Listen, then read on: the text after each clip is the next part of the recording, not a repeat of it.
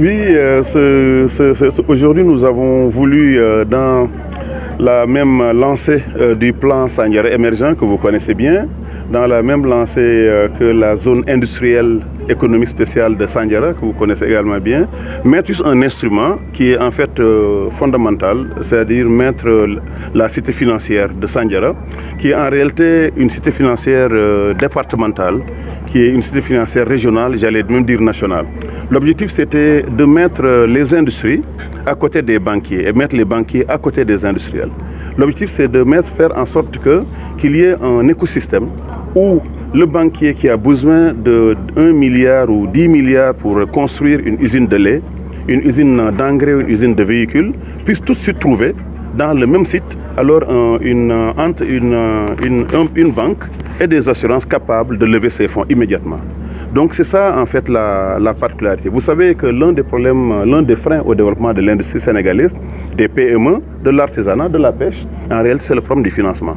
Mais en même temps, les banques cherchent également à trouver des marchés pour financer. Parce que les banques ne gagnent de l'argent que quand elles font des crédits.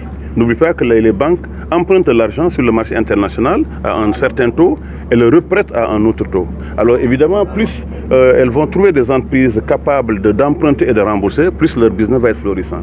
Donc c'est ça qu'on est en train de construire. Donc dans le court terme, nous allons avoir donc une tour de 10 étages pour 15 000 m² de bureaux, des salles de conférence, des salles de presse aussi pour vous, des restaurants, des hôtels, des supermarchés à l'intérieur, des parkings.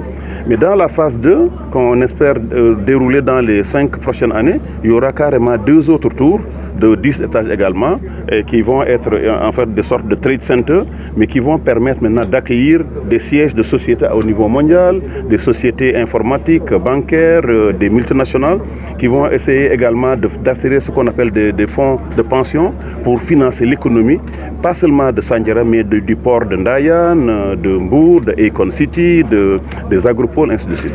Et cet écosystème, c'est ça qui manque définitivement au niveau du Sénégal. Mais ça ne peut être fait que quand nous avons comme projet aussi d'avoir les universités. Vous savez que depuis hier, la commune a décidé d'accréditer 4 universités. L'université de Dakar qui s'installe maintenant dans la zone de Mboro, à côté de l'agropole, pour un pôle de recherche industrielle. Donc nos étudiants vont maintenant en partie venir ici.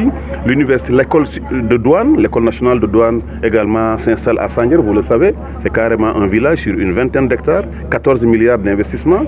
L'école 1337 du Maroc, qui est la plus grande école de codage informatique, s'installe à Sandiara pour l'Afrique de l'Ouest. Ce sera la seule pour l'Afrique noire.